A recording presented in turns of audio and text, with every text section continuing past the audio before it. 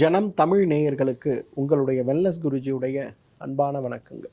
நரம்பு நோய்களும் மூளை சார்ந்த நோய்களும் பக்கவாத நோய்களும் இந்த கோவிட் பெருந்தொற்றுக்கு பிறகு மிகப்பெரிய அளவில் அதிகரித்திருக்கிறது அப்படிங்கிற ஆய்வறிக்கைகள் நம்மை மிகுந்த கவலைக்குள்ளாக்கிறது. சில நோய்கள் நமக்கு ஏற்படும் போது என்னதான் மருத்துவ முறைகள் வளர்ந்திருந்த மருத்துவ முறைகளாக இருந்தாலும் கூட அந்த நோய்த்தன்மை நம்மை பாதிக்கிறதை விட அந்த நோய்த்தன்மையிலிருந்து விடுபடுவதற்கான முயற்சிகள் என்ன செய்தாலுமே இயல்பான வாழ்க்கைக்கு நம்மால் திரும்ப முடிவதில்லைங்கிற கவலை நம்மை மிகப்பெரிய அளவில் வருத்தப்பட வைக்கிறத பார்க்க. இன்றைக்கு உங்களோடு நான் பகிர்ந்து கொள்ளக்கூடிய ஒரு மூலிகை பொதுவாக அழகுக்காக பயன்படுத்துகின்ற ஒரு மூலிகையாக இருந்தாலும் கூட இன்றைக்கு ஆயுர்வேத நூல்களில் அந்த மூலிகைகளுடைய முக்கியமான பயன்களில் பக்கவாத நோய்களையும் நரம்பு நோய்களையும் நீக்குவதற்கான மிகச்சிறந்த அருமருந்தாக சொல்லப்பட்டிருக்கிறதும் பயன்படுத்தப்பட்டு வருவதும் தான் இங்கே ரொம்ப விசேஷமான விஷயம். எதை பற்றி இன்னைக்கு பார்க்க போகிறோம்?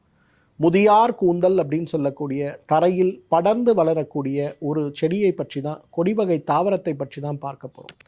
அதென்ன முதியார் கூந்தல் அப்படின்னு பார்த்தோம்னா, முதியார் கூந்தல் அப்படிங்கிறது தலையில் படர்ந்து வளரக்கூடிய ஒரு வகையான செடி வகை தாவரம்.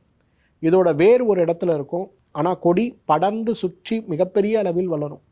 அழகான மஞ்சள் நிறமான வெள்ளை நிறமான பூக்களை கொண்டு வளரக்கூடிய இந்த முதியார் கூந்தல் களிமண் பூமிகளில், ஏன் சென்னையை சுற்றி இருக்கக்கூடிய இடங்களில் நிறைய இடங்களில் நம்ம பார்க்கலாம்.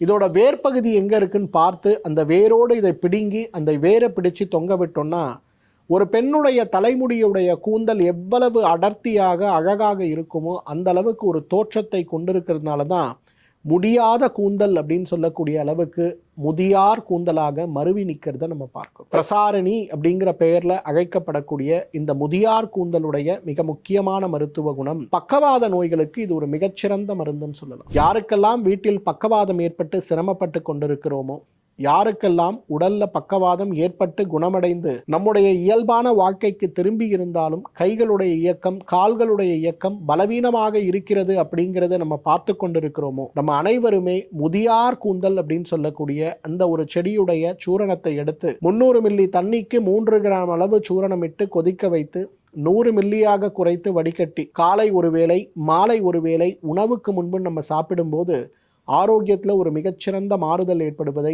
நிச்சயமாக பார்க்க முடியும். முடக்குவாத நோயினால் அவதிப்பட்டு கொண்டிருப்பவர்கள், முடக்குவாதத்தால் ஏற்படுகின்ற மூட்டுகளுடைய வீக்கம், அந்த வீக்கத்தால் கை கால்களை மடக்க முடிவதில்லை, நீட்ட முடிவதில்லை, சிரமப்பட்டு கொண்டிருப்பவர்கள் கூட இந்த முதியார் கூந்தலை எடுத்து அதிலிருந்து கிடைக்கக்கூடிய அந்த கஷாயத்தை சாப்பிடும்போது கை கால்களை மடக்கி நீட்டக்கூடிய மூட்டுகளுடைய இயக்கம் ஓரளவு சீராகி உடல் ஆரோக்கியப்படுவதை நிச்சயமாக நம்ம பார்க்க முடியும். முதியார் கூந்தலுடைய மிகப்பெரிய மருத்துவ குணம் சயாட்டிகான்னு சொல்லக்கூடிய நரம்பு நோய்க்கு இது ஒரு மிகச்சிறந்த மருந்து. நம்முடைய முதுகுத்தண்டுடைய அடிப்பகுதியிலிருந்து உற்பத்தி ஆகக்கூடிய ஒரு மிகப்பெரிய நரம்பு, உடல்ல மிக நீளமான வலிமையான நரம்புகளில் ஒன்று. அந்த நரம்பு இடுப்பிலிருந்து பிட்டப்பகுதி வழியாக கால்களுக்கு சென்று முழுமையான கால்களுடைய இயக்கத்தையே நமக்கு நிர்ணயிக்கக்கூடிய செயல்பாடு கட்டுப்படுத்தக்கூடிய முக்கியமான ஒரு நரம்புன்னு சொல்லலாம். இந்த நரம்புகளுடைய அழுத்தத்தால் நமக்கு ஏற்படுகின்ற வலியும் வேதனையும் தான் நம்ம சயாட்டிகா அப்படிங்கிற பேரில் அழைக்கக்கூடிய சயாட்டிகான்னு சொல்லக்கூடிய ஒரு நோய். இந்த நோய் ஏற்படும் போது கால்களை தூக்கி நடக்க முடியாது, படிக்கட்டுகள் ஏற முடியாது, படுத்து கொண்டிருந்தால் கூட ஒரு தும்மலோ இருமலோ வரும்போது அந்த வலி மிகப்பெரிய அளவில் நம்ம கால்களுடைய வலியால் அம்மானு கதற வைக்கக்கூடிய அளவுக்கு வலி வருவதை பார்க்க முடியும். வழக்கமாக சாப்பிடுகின்ற எந்த வலி மாத்திரைகளுமே இந்த சயாட்டிகா நோய்க்கு வேலை செய்யாது. இதற்கென்று சிறப்பாக இருக்கக்கூடிய மருந்துகளை தான் சாப்பிடணும். அந்த அளவுக்கு நம்மை சிறப்பப்படுத்தக்கூடிய சயாட்டிகா சார்ந்த நோய்களை குணப்படுத்தி நம்மை ஆரோக்கியப்படுத்தக்கூடிய மிகப்பெரிய அருமருந்துகளில் ஒன்று எதுன்னு பார்த்தீங்கன்னா இந்த முதியார் கூந்தல் தான். ஒரு 50 மில்லி அளவுக்கு பால் எடுத்து அதில் 100 மில்லி அளவுக்கு தண்ணீர் சேர்த்து இந்த முதியார் கூந்தலுடைய சூரணத்தை ஒரு தேக்கரண்டி அதில் இட்டு கொதிக்க வைத்து பாலளவு சுண்ட வைத்து வடிகட்டி எடுக்கக்கூடிய இந்த முதியார் கூந்தல் பால் கஷாயத்தில் ஒரு 20 சொட்டுக்கள் விளக்கெண்ணெய் சேர்த்து, உள்ளுக்கு சாப்பிடுகின்ற விளக்கெண்ணெய்னு கேட்டு வாங்கி அதை சேர்த்து இரவு படுக்கும்போது சாப்பிடும்போது பார்த்தீங்கன்னா படிப்படியாக அந்த வலிகள் குறையிறதையும் இந்த நரம்புடைய அழுத்தத்தால் ஏற்படுகின்ற தசை இறுக்கங்களும் மாற்றங்களும் வேகமாக மாற்றமடைந்து விடுவதையும் பார்க்க முடியும்.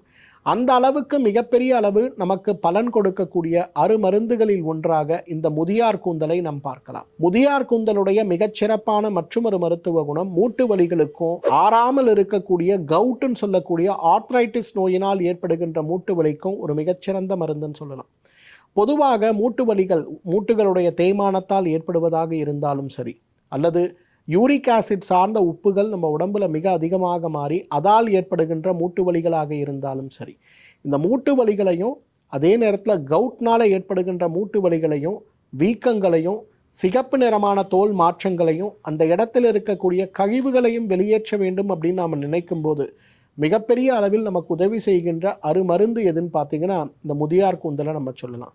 முதியார் கூந்தல் பால் கஷாயமாக வைத்து விளக்கெண்ணெய் சேர்த்து சாப்பிடுவது எவ்வாறு சயாட்டிக்கான்னு சொல்லக்கூடிய நோய்க்கு ஒரு மிகச்சிறந்த மருந்தாக இருக்கிறதோ, அதே போல இந்த முதியார் கூந்தல் பால் கஷாயம் வைத்து விளக்கெண்ணெய் சேர்க்காமல் நாம் சாப்பிடும்போது இந்த கவுட் சார்ந்த நோயும் மூட்டுகளில் ஏற்படுகின்ற அழுத்தம் மற்றும் சிரமம் சார்ந்த சிரமங்களும் மிகப்பெரிய அளவில் மாற்றமடைந்து விடுவதை பார்க்க முடியும். அந்த அளவு கவுட்டு நோய்க்கு மட்டுமல்ல, மூட்டு வலிக்கும் மிகப்பெரிய பலன் கொடுக்கக்கூடிய மருந்து முதியார் கூந்தல். நிறைய ஆண்களுக்கு இன்றைக்கு முதுகுத்தண்டு சார்ந்த சிரமங்கள் ஏற்படுறதாலையும், நீண்ட தூரம் 2 சக்கர வாகனம் 4 சக்கர வாகனங்கள்ல பிரயாணம் செய்யக்கூடிய தேவை இருக்கிறதுனாலையும், விதைப்பைக்கு செல்லக்கூடிய இரத்த ஓட்டத்துடைய அளவு குறைந்து போய் அவர்களுக்கு உயிரணுக்களுடைய எண்ணிக்கை குறைபாடுகளும், எழுச்சி சார்ந்த குறைபாடுகளும், விந்து முந்துதல் சார்ந்த சிரமங்களும் மிகப்பெரிய அளவில் ஏற்பட்டு விடுவதை பார்க்கிறோம். இது சார்ந்த சிரமங்களாலேயே இன்றைக்கு திருமணத்தை தள்ளி போட்டு திருமணம் வேண்டாம்னு நினைக்கக்கூடிய ஆண்கள் யாராக இருந்தாலுமே அனைவருமே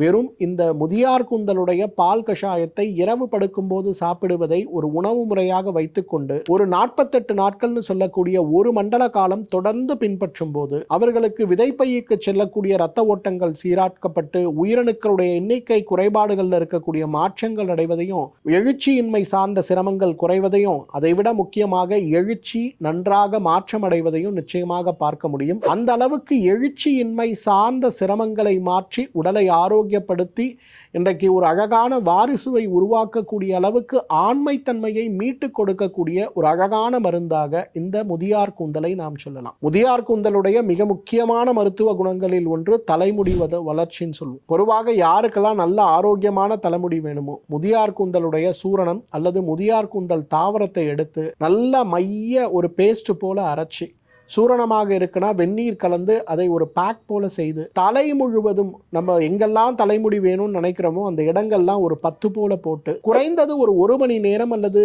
3/4 மணி நேரம் விட்டு அதன் பிறகு வெந்நீர் வைத்து தலையை முற்றிலுமாக கழுவி விட வேண்டும்.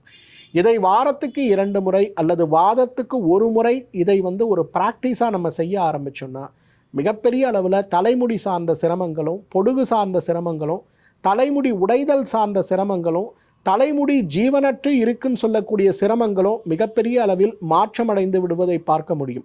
ஏன்னா இன்றைக்கு தலைமுடிக்காக நிறைய வகையான எண்ணெய், நிறைய வகையான மருந்துகள், சீரம்னு சொல்லக்கூடிய மருந்துகள்னு உபயோகப்படுத்தக்கூடிய நிறைய பேரை இன்றைக்கு நம்ம